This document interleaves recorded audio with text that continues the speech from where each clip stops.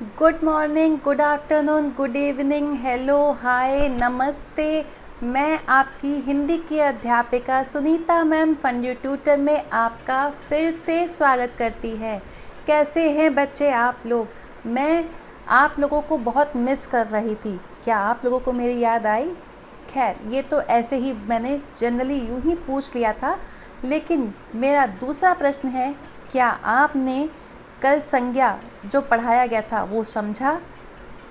संज्ञा क्या होती है? संज्ञा किसी भी प्राणी, व्यक्ति, वस्तु का नाम संज्ञा कहलाता है ना?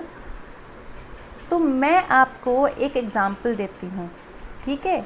लड़का जातिवाचक संज्ञा है, लड़की भी जातिवाचक संज्ञा है, और लड़के भी जातिवाचक संज्ञा है, ठीक है? तो लड़का और लड़की में क्या अंतर है?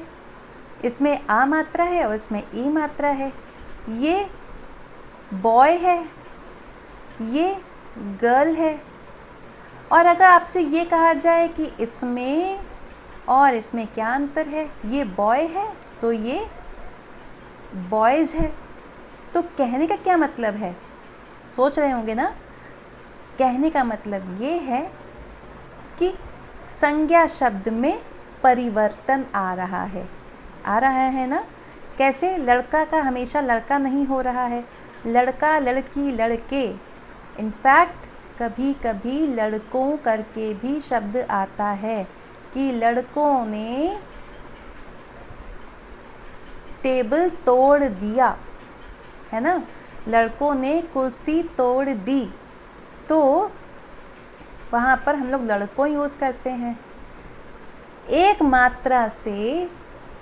मात्रा के बदलाव से, एक मात्रा के चेंज होने से शब्द में थोड़ा सा परिवर्तन आ जाए, ठीक है?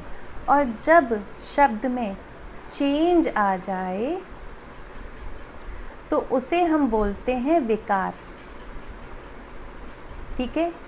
तो लड़का, लड़की, लड़के, लड़कों, इसका क्या मतलब है कि ये विकारी शब्द है, कि इनमें विकार हो रहा है, यानी कि इन शब्दों में चेंज आ रहा है, ठीक है? अब चेंज आने के क्या कारण हैं? चेंज आने के कारण हैं, संज्ञा शब्दों में चेंज आने के कारण है लिंग, वचन और कारक। आज हम लोग एक एक के बारे में समझेंगे, ठीक है? तो बच्चों, अगर आपने अब तक वीडियो को लाइक ना किया हो तो जल्दी से वीडियो को लाइक कर लो। देखो, शब्द के जिस रूप से किसी संज्ञा के स्त्री या पुरुष जाति के होने का पता चलता है उसे हम लिंग कहते हैं। ये तो बहुत आसान है, ठीक है ना? अब यहाँ पर देखो, शब्द के दो भेद होते हैं, विकारी और अविकारी। विकारी जिसमें चेंज आ जाए और अविकारी जिसमें चेंज न आए, ठीक है? वह शब्द जिसमें किन्हीं कारणों से परिवर्तन आ जाए, यानी कि चेंज आ जाए, यानी कि उसका थोड़ा सा रूप बदल जाए, है ना? थोड़ा सा भी चेंज आ जाए तो उसे हम विकारी शब्द कहते हैं। तो इस प्रकार से संज्ञा विकारी शब्द हैं, ठीक है? संज्ञा क्या है? विकारी शब्द हैं। आइए हम लोग एक एक के बारे में डिटेल में पढ़ते हैं। तो विकार के 3 बेस हैं, लिंग, वचन और कारक। हम लोग एक एक करके तीनों के बारे में आज समझेंगे, ठीक है? तो सबसे पहले आता है लिंग। लिंग क्या? कि वो शब्द जिनसे किसी के पुरुष या स्त्री होने का पता चले, तो उन शब्दों को हम लिंग बोलते हैं, ठीक है? देखो, लिंग दो होते हैं, पुल्लिंग और स्त्रीलिंग। पुल्लिंग से पुरुष जाति का बोध होता है और स्त्रीलिंग से स्त्री जाति का बोध होता है। जैसे पिता पुल्लिंग है, राजा पुल्लिंग है, बच्चा पुल्लिंग है, छात्र पुल्लिंग है। अब इन्हीं के ही हम देखो स्त्रीलिंग बनाते हैं, पिता माता, राजा रानी, बच्चा, बच्ची, छात्र, छात्रा। तो ये सारे पुल्लिंग शब्द हैं और ये सारे स्त्रीलिंग शब्द हैं। आ रहा है बच्चों समझ में? लिख तो बहुत आसान है, समझना है ना। अब यहाँ पर आ रहे हैं शब्द कुछ जो नित्य पुल्लिंग या नित्य स्त्रीलिंग। नित्य यानी कि हमेशा, यानी कि ऑलवेज, कि कुछ ऐसे शब्द हैं जो ऑलवेज पुल्लिंग होंगे और जो कुछ ऑलवेज स्त्रीलिंग होंगे। एग्जाम्पल देखो, जिन प्राणीवाचक संज्ञाओं में एक ही लिंग का प्रयोग किया जाए वे नित्य पुल्लिंग और नित्य स्त्रीलिंग होता है। यानी कि वो हमेशा वैसा ही रहेगा, उसमें हम बदलाव नहीं कर सकते। उसमें सिर्फ हमें क्या करना है, नर और मादा ये हमें ऐड करना है। ठीक है, नर for male for pulling and मादा फॉर स्त्रीलिंग। ठीक है, आइए एग्जाम्पल से समझते हैं। देखो यहाँ पे है नित्य पुल्लिंग शब्द, यहाँ पे है नित्य स्त्रीलिंग, उन्हीं के स्त्रीलिंग शब्द। ठीक है, अब देखो कछुआ, कछुआ नित्य, ये हमेशा पुल्लिंग ही रहेगा। ठीक है ना, हमेशा। लेकिन अगर आपको फीमेल कछुआ लिखना है तो कैसे लिखोगे, मादा कछुआ। चीता, चीता हमेशा पुल्लिंग रहेगा, चीता का चीती नहीं बोलेंगे हम। ठीक है ना, तो इसलिए यहाँ पर हम लिख देंगे मादा चीता। फिर तोता, तोता का तोती नहीं होगा, तोता इसके पहले हम मादा लिखेंगे, मादा तोता। फिर खरगोश, खरगोश हमेशा पुल्लिंग रहेगा शब्द। ठीक है ना, ये खरगोशी या खरगोशनी कुछ भी नहीं होगा, इसके साथ में हमें मादा जोड़ना है और हो जाएगा मादा खरगोश। अब देखते हैं नित्य स्त्रीलिंग शब्द जो हमेशा स्त्रीलिंग होंगे और इनको पुल्लिंग में बदलने के लिए हमें नर जोड़ना होगा। जैसे कोयल, कोयल, कोयल शब्द का कोयल का कोयला नहीं होगा। अगर हमने कोयला बोला तो वो तो फिर पुल्लिंग नहीं, फिर वो तो कोयला यानी कि कोल हो जाएगा, है ना। फिर तितली का नर तितली, तितला नहीं होगा। मक्खी का मक्खा नहीं, नर मक्खी लिखा जाएगा। मछली का मछला नहीं, नर मछली लिखा जाएगा। आ रहा है बच्चों समझ में मैं क्या कहना चाह रही हूँ?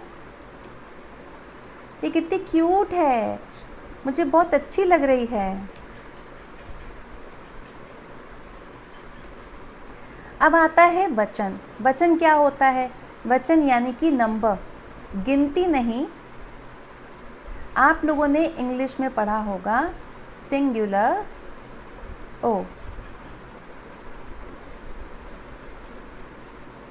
और प्लूरल,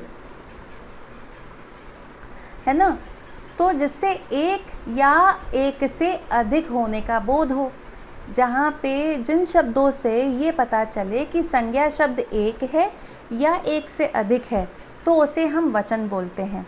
ठीक है, देखो संज्ञा के जिस रूप से उसके एक या अनेक होने का बोध होता है उसे वचन कहते हैं। उदाहरण, गाय घास खा रही है, यहाँ पर एक गाय है। गायें घास खा रही है, यहाँ पर अनेक गायें बोला जा रहा है। लड़का खेल रहा है, ओ सॉरी, यहाँ पर एक लड़का होगा। लड़के खेल रहे हैं तो मतलब बहुवचन हो गया, अनेक बच्चे, अनेक लड़के। आ रहा है समझ में? तो ये है एक वचन, ये है बहुवचन। गाय एक वचन, गायें बहुवचन। लड़का एक वचन, लड़के बहुवचन। तो वचन दो होते हैं, एक वचन, बहुवचन। ठीक है, वचन के दो भेद होते हैं, एक वचन और बहुवचन। ठीक है, एक वचन में एक, बहुवचन में एक से अधिक। संज्ञा के जिस रूप से उसका एक होने का बोध हो तो उसे हम एक वचन कहते हैं, जैसा कि मैंने बताया। एग्जाम्पल, चूहा, आँख, माता, पंखा, ये सारे शब्द एक वचन हैं। एक वचन में स्त्रीलिंग भी आ सकते हैं और पुल्लिंग भी आ सकते हैं।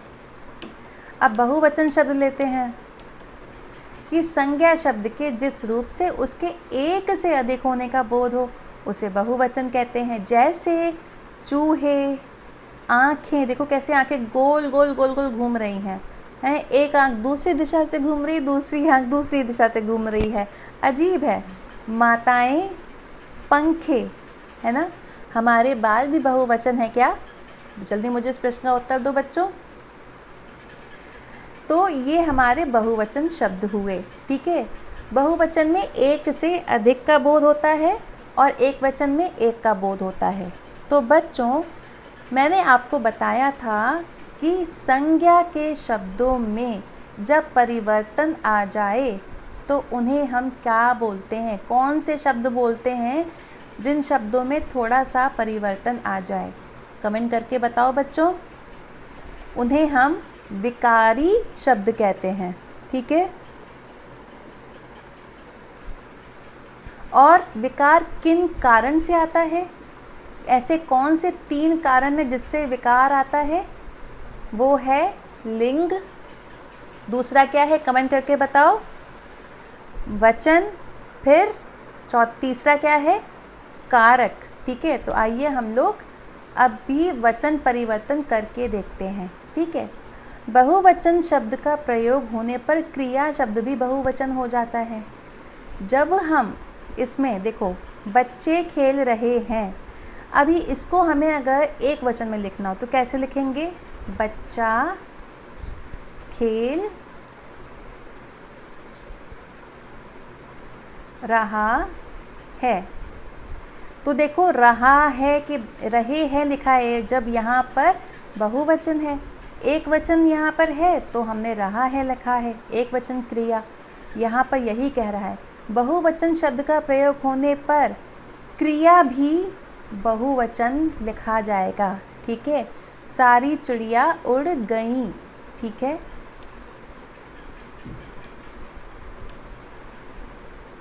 और दूसरी चीज़ ध्यान देने वाली है कि जब हमें आदर देना है, किसी को रेस्पेक्ट देनी है, तो तब वहाँ एक वचन होगा। लेकिन एक वचन का मतलब ये नहीं कि हमें वहाँ पर एक वचन का यूज़ करना है, वहाँ पर हमें बहुवचन का यूज़ करना है। कैसे? माता जी खाना पका रही हैं।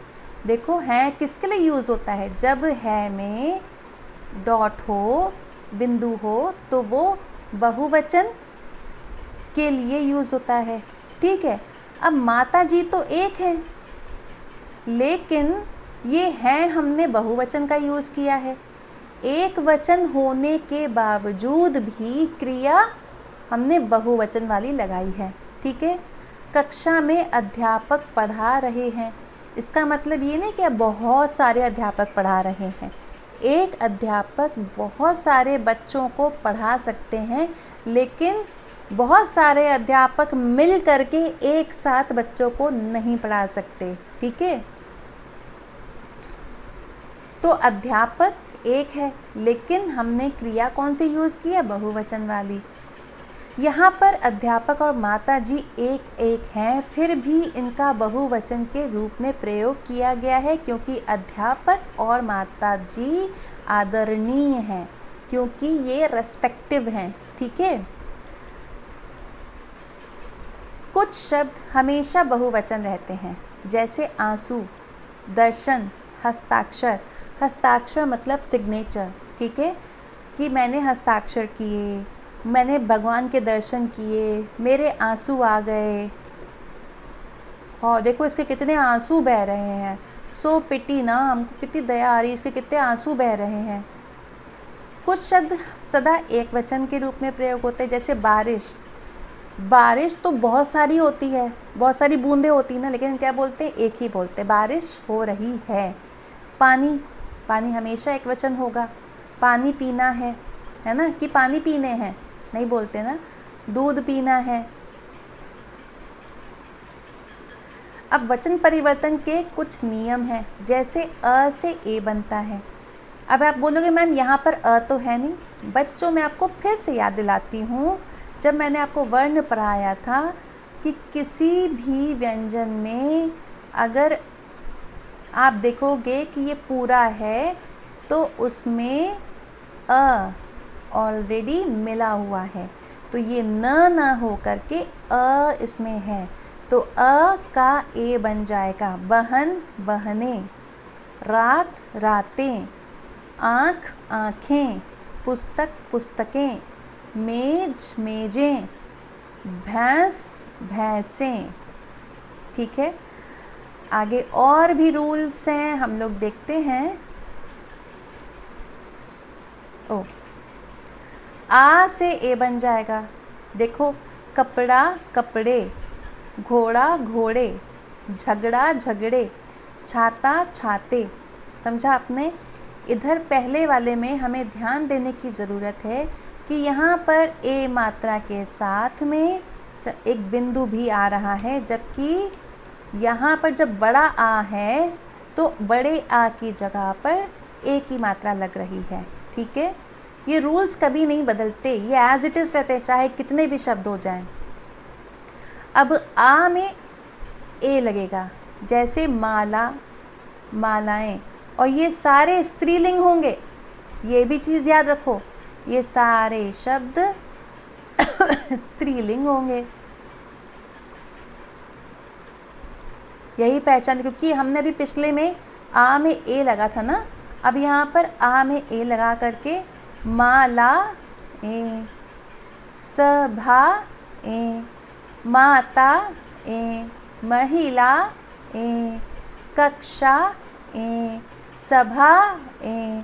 तो मैं आपको ऐसे नहीं बोलना है जैसे मैं बोल रही हूँ, आपको बोलना है माला मालाएं, ऐसे नहीं बोलना है माला ए, नहीं, वो तो मैं आपको समझाने के लिए अलग अलग बोल रही हूँ।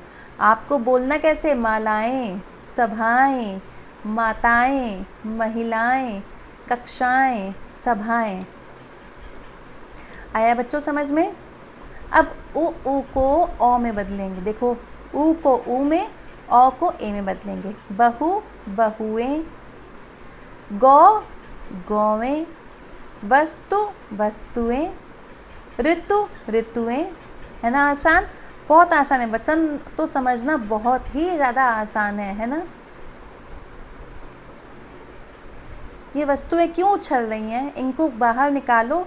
ये कह रही हैं जल्दी जल्दी संडे आए तो हम लोग शॉपिंग करने मॉल जाएं। जिन पुल्लिंग शब्दों में के अंत में अ, ई, उ और ऊ स्वर आए, वे शब्द एक वचन और बहुवचन में समान होते हैं। ठीक है, जैसे मैंने एक भालू देखा, मैंने 3 भालू देखे। देखो, ऊ है ना, ऊ की मात्रा, ऊ स्वर। मैंने एक फूल तोड़ा, यहाँ पर अ है। ठीक है, मैंने 4 फूल तोड़े। ये कुछ अपवाद हैं, ठीक है ना, कंफ्यूज होने की ज़रूरत नहीं है।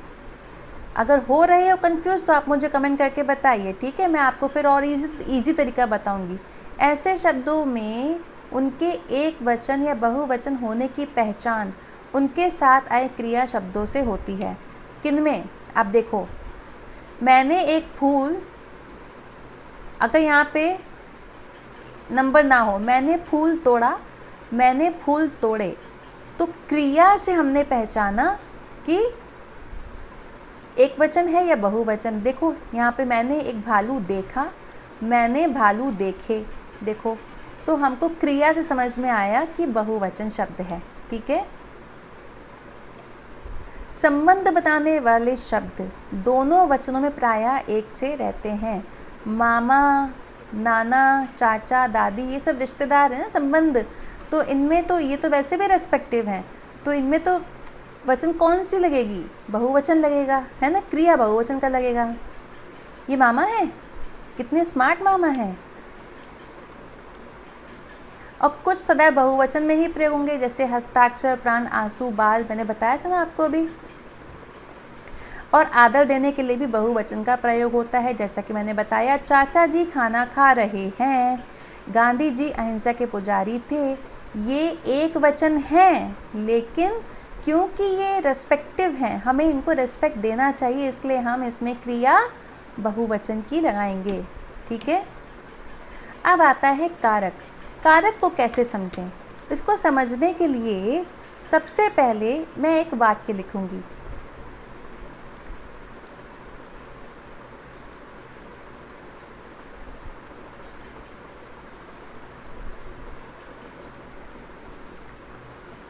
आप पढ़ के बताओ इसको। क्या इस वाक्य में कुछ आपको लगता है कि हमको इसका अंतर समझ में आ रहा है, नहीं आ रहा है? तो आप बोलोगे मैम इसमें तो खाली नाम ही नाम लिखे हुए हैं और खाली एक क्रिया लिखी, कुछ समझ नहीं आ रहा है। नहीं समझ आ रहा ना? अभी यहाँ पर हम लिख दें राम ने रावण को बाण से मारा, है ना? तो जब हमने ये लिखा तो कुछ सेंस बनता है इस सेंटेंस का, है ना? तो कारक क्या है? ये जो शब्द हैं छोटे छोटे, ये शब्द कारक हैं और ये हिंदी सेंटेंस में बहुत इम्पॉर्टेंट है। क्यों इम्पॉर्टेंट है? क्योंकि ये वाक्य में क्रिया से संबंध बताते हैं कि वाक्य में आए बाकी सभी पदों का संबंध क्रिया से बताता है। अब क्रिया से बताता है, देखो क्रिया क्या है? मारा। हिंदी वाक्य में क्रिया हमेशा लास्ट में आएगी। मारा, अगर प्रश्न पूछा जाए किसने मारा? राम ने मारा। किसको मारा? इसमें भी मारा शब्द आया, रावण को मारा। अरे किससे मारा? बाण से मारा। तो हर किसी में मारा आ रहा है, यानी कि क्रिया से संबंध अन्य पदों का, जो जिन शब्दों से वो संबंध बताया जाता है वो सब शब्द कारक कहलाते हैं। ठीक है? संज्ञा या सर्वनाम के जिस रूप से वाक्य के अन्य शब्दों से उसका संबंध जाना जाता है वह कारक कहलाता है। जो चिन्ह इस संबंध को बताते हैं उन्हें परसर्ग या विभक्ति चिन्ह कहते हैं। जैसे मैंने ने लिखा था, को लिखा था, से लिखा था, तो ये जो शब्द हैं ये क्या हैं? ये उस कारक के चिन्ह हैं, लेकिन इन्हें क्या कहा जाता है? इन्हें परसर्ग कहा जाता है या इन्हें विभक्ति कहा जाता है। ठीक है, समझ में आया? कारक क्या होते हैं और परसर्ग विभक्ति क्या होते हैं। तो इससे पहले मैं आपको कारक समझाऊं, मुझे सबसे पहले इस प्रश्न का उत्तर दीजिए कि लिंग के कितने भेद होते हैं। आपको नंबर भी बताना है और उनके भेदों के नाम भी बताना है। आपके पास 5 सेकंड है। 5, 4, 3, 2, 1। Very good. लिंग के 2 भेद हैं, स्त्रीलिंग और पुल्लिंग। वेरी गुड बच्चों। अब हम लोग कारक के बारे में पढ़ेंगे। अब देखो, सोहन सांप डंडे मारा, कितना कंफ्यूजिंग है, कुछ समझ नहीं आ रहा। नानी पूजा गुलाब फूल तोड़े, इसमें भी कुछ समझ नहीं आ रहा। अजय छत है, ओ अजय छत है? नहीं, ऐसा तो मुझे नहीं लगता। चलो अब हम लोग इसके जो है ना देखते हैं। सोहन ने सांप को डंडे से मारा, नानी ने पूजा के लिए गुलाब के फूल तोड़े, अजय छत पर है। हाँ, तो अभी इन वाक्यों का कुछ अर्थ समझ में आया, वरना तो जो पहले वाक्य पढ़े थे वो तो कुछ समझ ही नहीं आ रहे थे, है ना? अजीब से लग रहे थे, अटपटे से लग रहे थे। अब हमें कुछ समझ में आया। तो ये जो हैं इन्हीं जो शब्द जो हैं इन्हीं को ही हम परसर्ग बोलते हैं और ये ही हमारे कारक भी हैं। ठीक है, ये क्योंकि कारक के चिन्ह हैं इसलिए इन्हें परसर्ग कहा जाता है। तो जब ये वाक्य में आ गए तो वाक्य का कुछ मतलब बताते हैं, वरना तो वाक्य का कोई अर्थ ही नहीं समझ में आता है। ठीक है, तो कारक है 8। कितने कारक है? 8। कर्ता ने कर्म को करण से के द्वारा, संप्रदान को या के लिए, अपादान से अलग होने के अर्थ में, संबंध का के की, रा रे री, अधिकरण में पर, संबोधन हे अरे। ठीक है, तो ये सारे आपको याद करने हैं, लर्न करने हैं। अब आप कहेंगे मैम इसको कोई तरीका है जो हमको लर्न हो जाए? मैं अफसोस से कहती हूँ इसका कोई तरीका नहीं है। सिर्फ एक ही तरीका है कि आप इनसे प्यार करो। जैसे आप अपने मित्रों से प्यार करते हैं तो आप अपने मित्रों का जन्मदिन, उसके स्पेशल डेज याद रखते हैं, ऐसे ही आपको कारक के आठों कारक के नाम याद करने हैं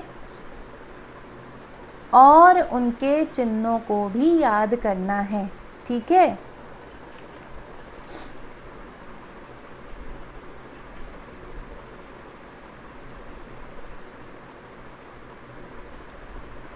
अब पहला कारक है कर्ता कारक। कर्ता जो कार्य कर रहा है, जो काम करता है, ठीक है, उसके लिए कर्ता कारक होता है। जैसे गौरव ने चाय पी, और कर्ता कारक का जो साइन है, जो चिन्ह है, जो परसर्ग है, वो है ने। गौरव ने चाय पी, अमन फुटबॉल खेलता है। इन वाक्यों में गौरव और अमन कर्ता है। ठीक है, क्योंकि मैंने अभी बताया कि कर्ता का चिन्ह ने है, लेकिन इस वाक्य में अमन फुटबॉल खेलता है, इसमें ने नहीं है, तो अब क्या किया जाए? क्या ये कर्ता कारक है? अमन कर्ता कारक है। क्यों कर्ता कारक है? क्योंकि अमन खेलता है ना। कौन खेलता है? अमन। कर्ता कारक की पहचान क्या है? कैसे पहचान करोगे? जब आपको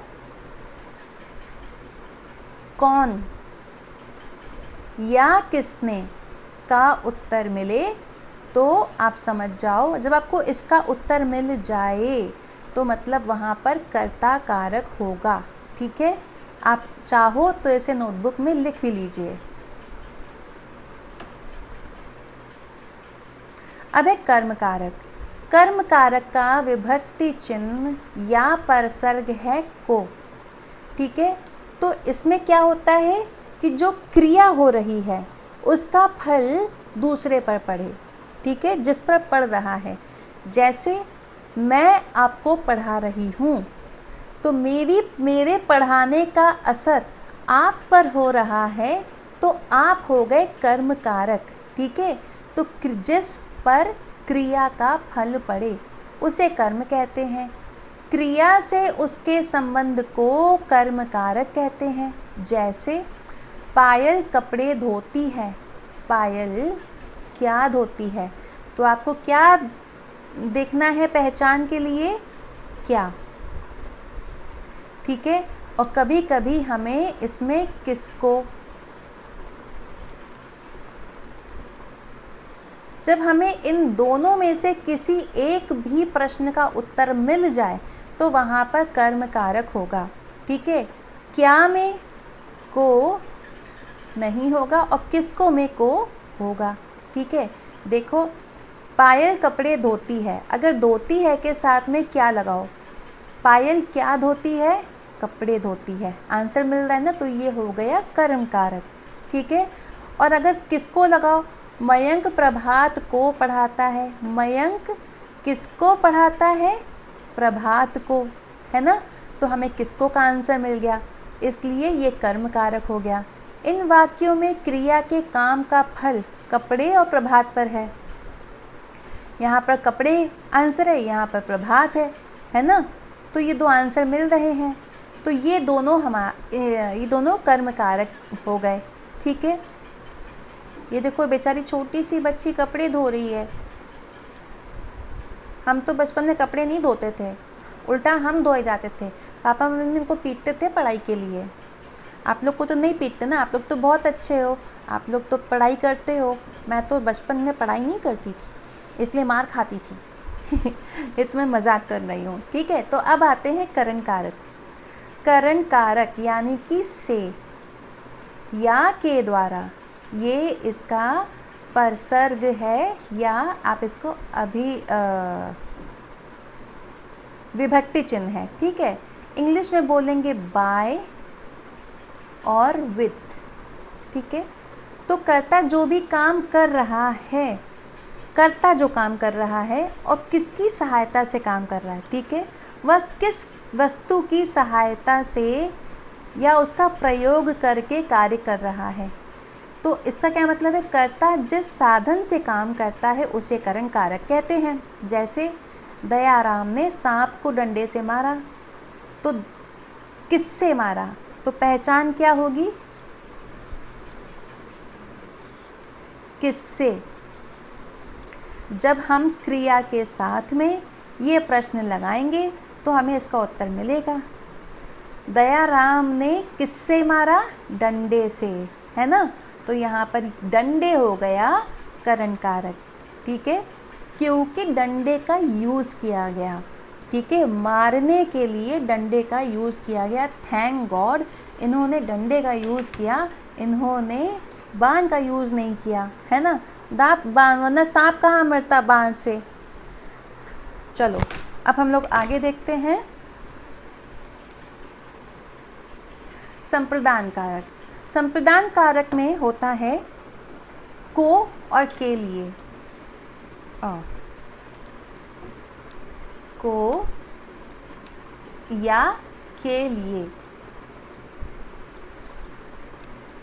तो को क्योंकि कर्म को भी है, तो संप्रदान में को कैसे आ सकता है, आप सोच रहे होंगे। बिल्कुल आ सकता है, जब किसी को दान की के लिए कुछ किया जाए, किसी के लिए कुछ किया जाए या किसी को दान दिया जाए, वहाँ पर संप्रदान कारक होता है, ठीक है। जैसे मैं यह पुस्तक गुरु जी के लिए लाया हूँ, के लिए आ रहा है ना। अब यहाँ पर प्रश्न क्या होगा, किसके लिए या किसको। लेकिन किसको तब यूज़ होगा जब किसी को देने के लिए, ठीक है।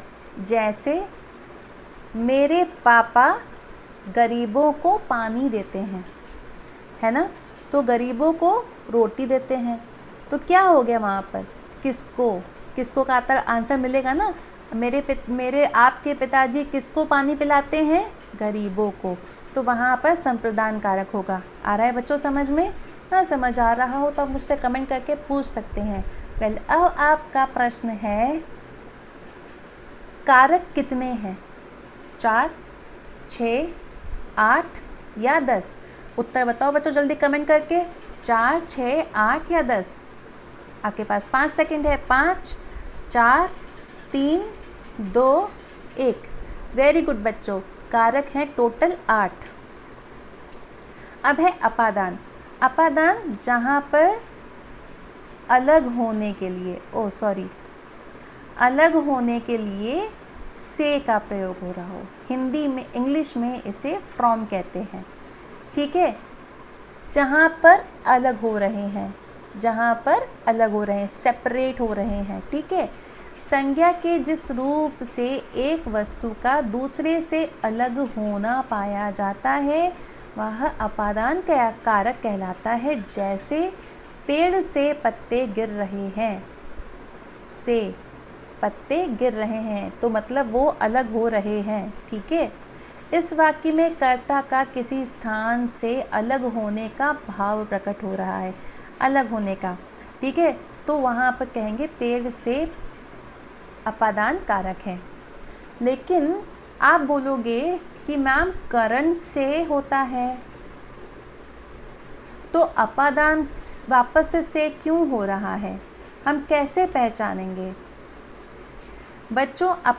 करंट से में आप जो चीज़ का इस्तेमाल कर रहे हो कार्य करने के लिए, वो आपके हाथों में टच कर रही होगी या आप उसको किसी तरह से टच कर रहे होंगे, ठीक है।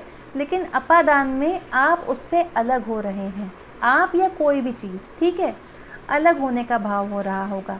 एग्ज़ाम्पल चाहिए होगा, है ना। चलो मैं एग्ज़ाम्पल लिखती हूँ।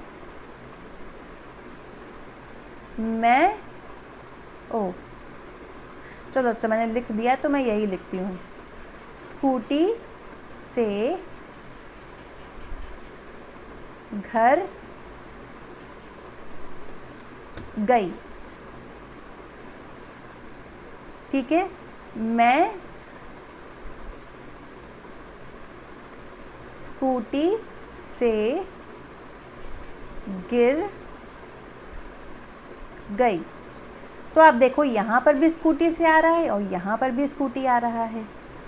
अब दोनों में डिफरेंस कैसे पहचाने कि कौन सा करण कारक है और कौन सा अपादान कारक है। जब मैं स्कूटी से घर गई तो मैं स्कूटी पे बैठी हुई हूँ, स्कूटी चला रही हूँ, स्कूटी छोड़ी नहीं है, स्कूटी के जो गियर्स है वो मेरे हाथ में है ना। तो मतलब ये है कि वो करण कारक हो गया। और मैं स्कूटी से गिर गई, स्कूटी ये रही और मैं कहीं और रही तो वो हो गया अपादान कारक। ठीक है, ऐसे कभी आपने देखा है कि कोई स्कूटी पे है और गिर के कहीं और पहुंच गया हो? ऐसा कभी हुआ है क्या? लेकिन पता है मेरे साथ हुआ है। एक बार मैं पानी बताशे खाने के लिए गई और मैंने स्कूटी रोकी और गिर गई, स्कूटी कहीं और मैं कहीं और तो मैं स्कूटी से गिर गई, तो वो हो गया अपादान कारक। ठीक है, फिर है संबंध कारक, जहाँ पर एक वाक्य का मतलब एक शब्द का दूसरे शब्द से संबंध का बोध हो रहा हो। इनका विभक्ति चिन्ह है का, की, के और कभी कभी रा, री, रे। देखो कैसे, संज्ञा या सर्वनाम के जिस रूप से किसी एक वस्तु या व्यक्ति का संबंध दूसरी वस्तु के साथ ज्ञात होता हो उसे संबंध कारक कहते हैं। जैसे प्रिया की बहन बीमार है, प्रिया की, तो हमें किसका प्रश्न, क्या प्रश्न देखना चाहिए? किसकी, किसका, किसकी या किसके। जब हमें तीनों में से किसी एक प्रश्न का उत्तर मिल जाए तो वहाँ पर वो हो जाएगा संबंध कारक। ठीक है, प्रिया का बहन से, रमन का भाई से संबंध प्रकट हो रहा है। प्रिया की बहन, तो प्रिया और बहन का रिश्ता पता चल रहा है। रमन का भाई, तो रमन के, तो के से संबंध पता चल रहा है। अतः प्रिया की और रमन के संबंध कारक के उदाहरण हैं। लेकिन सर्वनाम के साथ ना, ने, नी और रा, रे, री भी लगता है, जैसे अपना, अपनी, अपने। ठीक है, ये तो होता ही, ये सिर्फ इसीलिए होता है अपना, निज के लिए।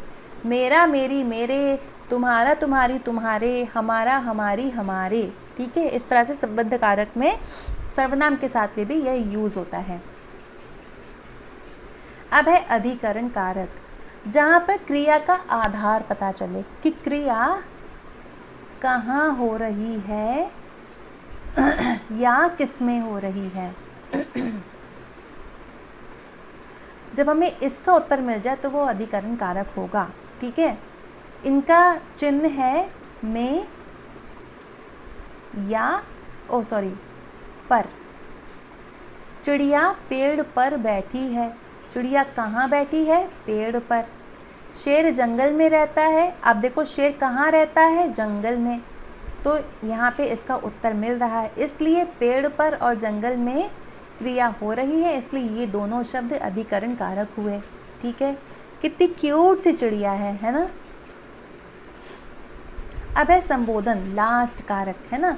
संज्ञा के जिस रूप से किसी को पुकारा या सावधान करने का बोध हो, किसी को बुला रहे हों, किसी को कॉल कर रहे हो, लाइक किसी को बुलाते हैं ना, कॉल करते हैं, हे हेलो उधर आओ, ऐसे बुलाते हैं ना, तो उस जगह पर संबोधन कारक है। इसको पहचानना बहुत आसान है, इसके साथ में एक्सक्लेमेटरी मार्क होगा। ठीक है, तो इसको पहचानना बहुत आसान है। जैसे भाइयों और बहनों, मेरी बात ध्यान से सुनो, देखो यहाँ पे एक्सक्लेमेटरी मार्क है, तो भाइयों और बहनों संबोधन कारक हो गया। ठीक है ना।